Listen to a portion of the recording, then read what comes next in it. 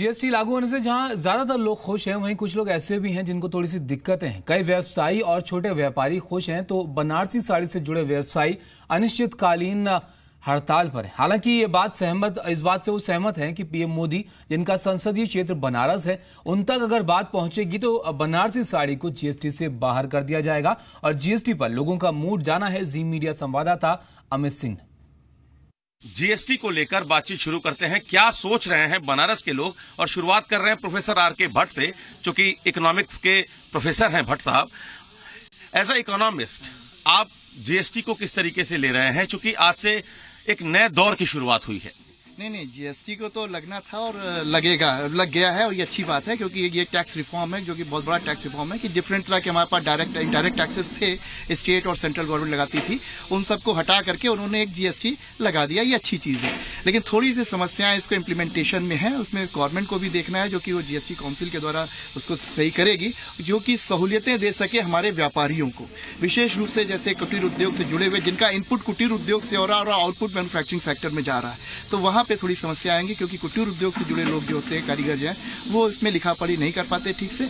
और जबकि अगर जो मैन्युफैक्चरर है, उसको अगर टैक्स इनपुट लेना है क्रेडिट, तो वो दोनों जो नीचे से इनपुट आ रहा है उसका भी हिसाब उसके पास होना चाहिए, और जिसको सप्लाई कर रहा है उसका भी हिसाब होना चाहिए, उसको तभी उसको टैक्स क्रेडिट मिलेगा। बनारस की अनगिनत कारणों से पहचान है, लेकिन उनमें सबसे महत्वपूर्ण है बनारसी साड़ी।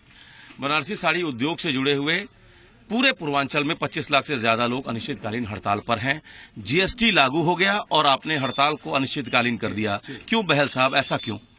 जीएसटी कहीं से भी व्यवहारिक नहीं लग रहा है इस कुटीर उद्योग के लिए। इसका जो बुनकर है वो न लिखा है न पढ़ा है, वो कोई एंट्री नहीं कर सकता।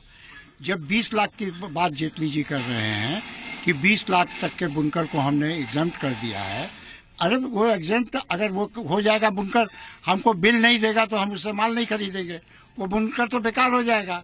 वो ऐसे तुक ही नहीं है कि इस चीज को लागू किया जाए। जहां तक सवाल है कि हम इस उद्योग में जीएसटी कैसे प्रभावित कर सकते हैं, अटल जी के सरकार के टाइम में एक बार सेनवेट कपड़े पे लगाया गया था। जब हम लोग अटल जी से मिले और उनको बताया कि बनारस की क्या व्यवहारिकता है, बुनकर की क्या समस्या है, तो अटल जी ने ये फॉर्मूला निकाला था कि जो हैंडलूम प्लस 8 पावर लूम को कुटीर उद्योग माना जाएगा, और उसमें कुटीर उद्योग को उन्होंने मानकर इसको सैंडविच से मुक्त किया गया था।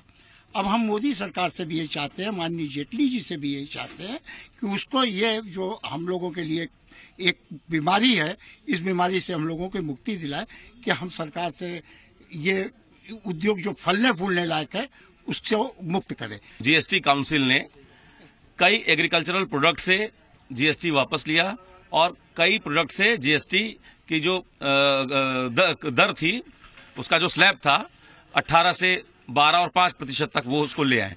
उम्मीद है आप लोगों को कि प्रधानमंत्री तक अगर आप लोगों की बात पहुंचती है तो इसको भी जीएसटी से मुक्त कर देंगे? हमारे प्रधानमंत्री जी काफी संवेदनशील हैं, बनारस के विषय में काफी वो जान रहे हैं।